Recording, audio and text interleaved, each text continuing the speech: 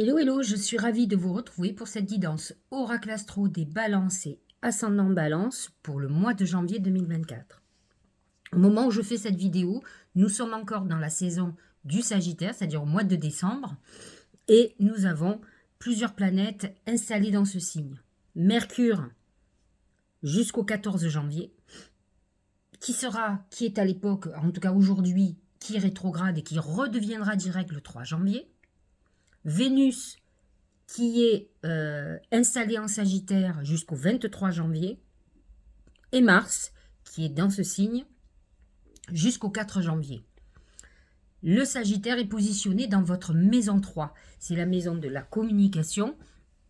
Ce qui est intéressant en Sagittaire, de toute façon, ça va vous amener beaucoup d'agitation, un besoin de bouger, de voyager. Vous aurez la bougeotte, vous aurez envie de vous dépenser.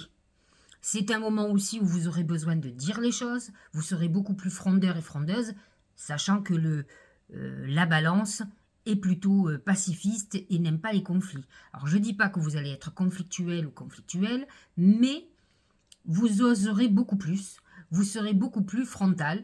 Le Sagittaire ose tout, c'est un signe de feu, il est passionné, il dit les choses avec son cœur. Donc Mercure va vous amener à réfléchir énormément sur votre avenir.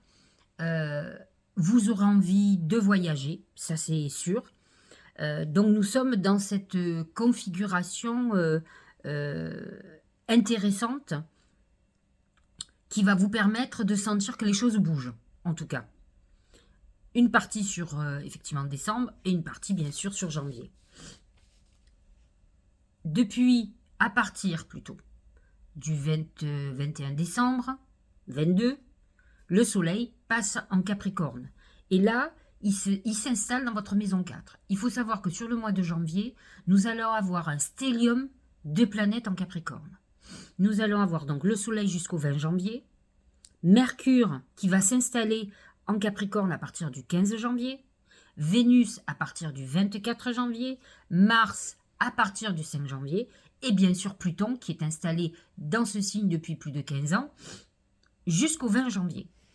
Alors, ce stellium de planètes en Capricorne, dans votre maison 4, va faire que vous allez être concentré sur la famille, sur le foyer. Alors, je vais vous donner un exemple.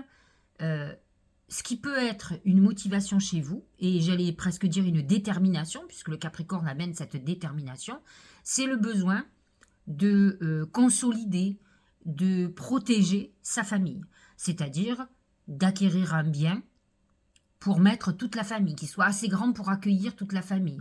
Ça peut être un moment où vous ayez envie de faire des travaux, par exemple, de vendre, de racheter. C'est un moment où vous pouvez être soucieux pour des personnes âgées, pour des personnes proches de vous, de la famille. Donc, vous allez être motivé par le côté familial, en tout cas une partie de décembre et surtout une très grosse partie de janvier. Alors, nous avons un événement qui vous touche comme tous, sachant que le Capricorne n'est pas en harmonie avec la Balance quand même. Pluton est en train de finir sa course pour 2024 dans le signe du Capricorne. En tout cas, il va changer de signe à la fin du mois. Le 20 janvier, il sera à 29 degrés du Capricorne et le Soleil va rejoindre Pluton. Ils seront tous les deux en conjonction, on appelle ça, ils seront l'un sur l'autre. Et donc, le 21, Pluton passe en Verseau, signe ami pour vous, et le Soleil aussi. Et refait une deuxième conjonction, mais cette fois-ci, dans le signe du Verseau. Alors, ce Verseau, pour vous, est positionné dans votre maison 4. Dans votre maison 5, pardon. J'étais en train de penser que cette conjonction Pluton-Soleil pouvait amener une inquiétude sur quelqu'un familial, quelqu'un qui a perdu de la vitalité, donc quelqu'un qui est malade, par exemple. Vous pouvez aussi être en deuil ou avoir peur de perdre quelqu'un. Lorsque Pluton va passer en Verseau, donc le 21, avec le Soleil, il se positionne dans votre maison 5. Pluton amène une transformation liée à vos enfants. Alors, vous avez peut-être vos enfants qui grandissent, qui quittent la famille, le foyer familial. Enfin, en tout cas, vous avez une transformation à ce niveau-là. C'est une transformation aussi avec vos amours. Vous êtes peut-être installé dans une relation pépère depuis longtemps. Il peut y avoir une modification de votre relation, de votre amour. À vous de voir. Ça peut être aussi un renouveau total. Alors pour le moment, ça va toucher les balances du 23 septembre. Ça ne touchera pas les autres, puisque Pluton est à 0 degré et le Soleil aussi. Le Poisson, lui, est positionné dans votre maison 6. Saturne, positionné entre 3 et 5 degrés tout le mois de janvier, va s'installer dans cette 6. Et cette maison 6, il y avait déjà Neptune. Neptune qui, lui, est à 25 degrés. Il touche le dernier décan. Et le dernier décan des Poissons, donc le dernier décan de la Balance. Il a pu amener, justement, quelques problématiques au niveau de la santé, mais il a pu amener aussi quelques désillusions au niveau professionnel. La maison 6, c'est aussi le travail, et il y a pu avoir des trahisons, des choses cachées, des choses nébuleuses qui peuvent être aujourd'hui en pleine lumière. C'est-à-dire que vous pouvez savoir aujourd'hui ce qui a été fait dans votre dos. Alors Saturne va remettre de l'ordre. Il est possible que vous soyez en train de remonter les manches. On change sa manière de travailler. On prend beaucoup plus de responsabilités. Saturne vous amène à prendre vos responsabilités. Donc si vous avez eu une problématique professionnelle, voyez quelle est votre part de responsabilité sur cette situation. En tout cas, Saturne va vous obliger à travailler. Le Poisson a un côté contemplatif et Saturne, lui, c'est le Capricorne. Il est bien ancré, il travaille dur et Saturne va vous demander de mûrir face à une certaine situation et à prendre les bonnes décisions. Le nœud nord en bélier est positionné dans votre maison 7 et donc peut amener par exemple une rencontre importante qui est karmique, on va dire. Alors le taureau, lui, est positionné dans votre maison 8. C'est une maison financière, d'héritage, de dépenses. Vous pouvez être dans Jupiter en taureau, amène aussi tout ce qui est immobilier, donc vous pouvez être en pleine période de succession. Vous pouvez être aussi dans une période où vous prenez des crédits, où vous dépensez beaucoup d'argent, peut-être pour des travaux, des choses comme ça. En tout cas, vous avez pu perdre de l'argent et vous êtes certainement dans une situation à réfléchir comment en gagner. Alors la bonne nouvelle, c'est que à partir du 30 décembre, Jupiter redevient direct et là, il va porter ses fruits. On était justement dans un retour au passé avant, avec la rétrogradation de Jupiter, et on était plutôt en train d'examiner un certain nombre de choses. Vous pouvez être, par exemple, en procédure juridique. Vous avez pu prendre conseil, par exemple, d'un avocat, d'un conseiller. Uranus, qui est dans le signe du taureau, qui touche surtout le deuxième décan, a pu amener des événements imprévus au niveau de tout ce qui est financier. Voilà pour les astres. Voyons, il y a une pleine lune qui est dans l'axe 4-10, c'est-à-dire l'axe famille-ambition, c'est-à-dire qu'il oppose ces deux, c'est-à-dire quelle est la place, alors avec un amas de planètes en maison 4 quand même, où effectivement le soleil irradie, plus toutes les autres planètes, le côté famille, qui va être beaucoup plus fort que vos ambitions. L'intérêt, c'est de trouver un juste équilibre. Là, pour le coup, il y a un déséquilibre. Voyez le 27 décembre ce que les astres ont à vous dire. Peut-être qu'effectivement, il va falloir que vous soyez un petit peu plus hargneux ou hargneuse dans la vie professionnelle et un tout petit peu moins familial, qui est devenu certainement votre priorité depuis quelque temps. Nous allons avoir une nouvelle lune, une lune noire donc à 20,44 le 11 janvier, donc toujours avec cet amas de planètes en Capricorne, qui va être en harmonie avec Uranus d'ailleurs, qui va être en trigone avec Uranus. Donc, voyez si vos inquiétudes, vos priorités familiales ne vous ont pas, à un moment donné, fait perdre de l'argent, ou vous avez perdu le contrôle au niveau professionnel. Est-ce que vous n'avez pas quelqu'un qui est en train de prendre votre place? Est-ce que professionnellement, vous n'avez pas un bras droit ou une bras droit qui vous a, trahi? Donc, vous avez certainement à un moment donné privilégié le foyer, peut-être à moins vouloir aller travailler, et vous avez des personnes malveillantes qui ont saisi cette opportunité. Et là, la nouvelle lune noire, la nouvelle lune, veut vous montrer votre part de responsabilité. Pourquoi vous en êtes là? Vous avez une pleine lune en Lion qui est très favorable pour vous, Verseau, Lion. Ça sera une pleine lune très intéressante pour vous, faire des vœux, puisqu'elle est positionnée entre la 5 et la 11, maison 11, qui sont des maisons de protection et de chance, et qui vous connectent quand même à vos guides. Donc ça, c'est le 25 janvier, c'est une bonne pleine lune. Voyons ce que les oracles ont à nous dire pour la balance. Pour ce mois de janvier, c'est le crocodile. C'est les trahisons, c'est les ennemis, c'est les révélations. Vous pourriez vous confronter à quelqu'un, c'est-à-dire avoir une discussion animée avec une personne qui est malveillante. Vous pourriez avoir un vrai conflit là qui arrive. Ça peut être un conflit même juridique. En tout cas, le mois de janvier, on règle les comptes, j'ai envie de dire, ou en tout cas, on est confronté à nos ennemis. En tout cas, on va les identifier. Au niveau professionnel et financier, regardez, c'est merveilleux, c'est la main de Fatma. La main de Fatma vous dit, je te protège. Même si tu es dans une phase délicate, difficile, je suis là, je te protège. Quoi qu'il arrive, le bateau ne coulera pas. Elle est votre garde-fou. Elle vous donne la réussite sur un événement difficile. Elle vous donne le succès sur une procédure. Donc, la main de Fatma est très importante. Sentimentalement, amour, c'est les mains.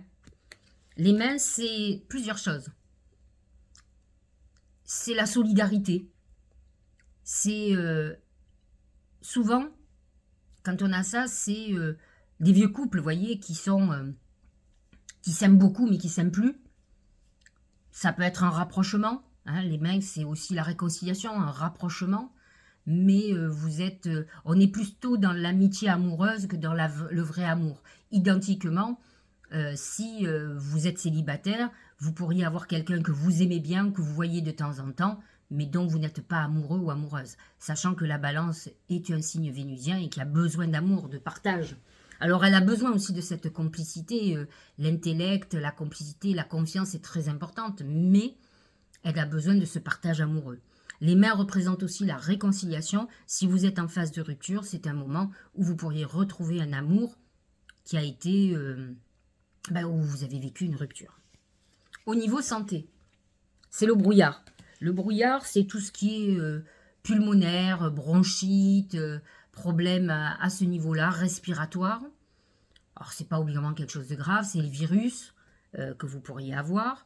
Mais c'est aussi le brouillard dans la tête, donc faites attention aux pertes de mémoire, aux gens qui sont dans la confusion. C'est un moment de dépression aussi, où on voit tout sombre, où on n'a plus les idées claires. C'est des moments où on n'est pas connecté à son intuition, puisque quand on est dans le brouillard, c'est des périodes où on est tourmenté et qu'on ne voit plus la lumière. Donc à vous de travailler pour justement chercher cette lumière qui va vous motiver à avancer. Alors, j'ai demandé à mes guides et à mes oracles, aux oracles, comment la chance allait se manifester ce mois-ci pour vous. C'est le cheval. Le cheval, c'est la liberté, c'est la passion. Et c'est le Sagittaire qui est dans votre maison 3. Et donc, j'ai envie de vous dire que il faut que vous retrouviez cette flamme qui est très importante pour que les portes s'ouvrent.